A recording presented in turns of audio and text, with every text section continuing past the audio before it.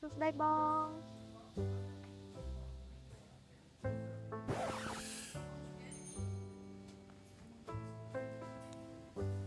អេរធី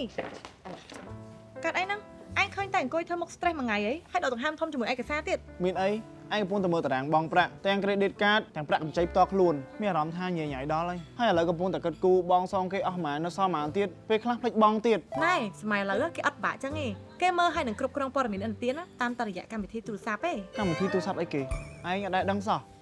នេះគឺកម្មវិធីទូរស័ព្ទ CBC កម្មវិធីទូរស័ព្ទ CBC ហ្នឹងហើយកម្មវិធីទូរស័ព្ទ CBC ហ្នឹងណាគឺជាកម្មវិធីសម្រាប់ឲ្យយើងតាមដានសុខភាពហិរញ្ញវត្ថុផ្ទាល់ខ្លួនហើយតាមរយៈកម្មវិធីទូរស័ព្ទ CBC គឺយើងអាចពិនិត្យមើលរបាយការណ៍ឥណទានផ្ទាល់ខ្លួនរបស់យើងបន្ទុកឥណទានហើយតាមដានការបង់ប្រាក់បានយ៉ាងងាយស្រួលទៀត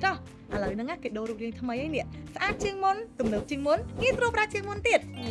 មើលទៅទំនងដល់នេះនៅលើកម្មវិធីទូរស័ព្ទ CBC មានមុខងារជាច្រើនតាមតម្រូវការរបស់យើងនៅលើកម្មវិធីនេះយើងអាចទាញយករបាយការណ៍ឥណទានផ្ទាល់ខ្លួនដែលមានកត់ត្រាព័ត៌មានកម្ចីនិងប្រវត្តិនៃការបង់សងរបស់យើងមើលបន្ទុក K-score ដែលជាបន្ទុកឥណទានព័ត៌មានសង្ខេបនៃការបង់សងរបស់យើងបង់សងអស់ប៉ុន្មានសល់ប៉ុន្មានមាននៅលើ app ទាំងអស់ហើយបើចង់តាមដានឲ្យបានជាប់លាប់គេមានមុខងារតាមដានព័ត៌មានឥណទានផ្ទាល់ខ្លួនដែលជូនដំណឹងជារៀងរាល់ខែទៀតណាហើយរទ្ធីឯងអាសាភ្លេចអញ្ចឹងប្រើមុខងារនេះដឹងតែត្រូវហ្មងគេរំលឹកយើងជារៀងរាល់ខែអញ្ចឹងលែងខកខានការបង់សងទៀតទេតែប៉ុណ្ណេះហ៎ស្រួលអីអញ្ចឹងហ្នឹងហើយមិនដឹងរទ្ធីឯងណាត្រូវមកអង្គុយឈឺក្បាលជាមួយឯកសារហើយត្រូវបោកដកលេខអញ្ចឹងទៀត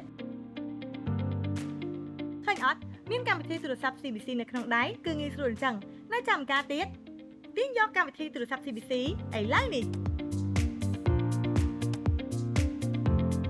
ពិនិត្យសុខភាពហិរញ្ញវត្ថុរបស់លោកអ្នកកាន់តែងាយស្រួលតាមកម្មវិធីទូរស័ព្ទ CBC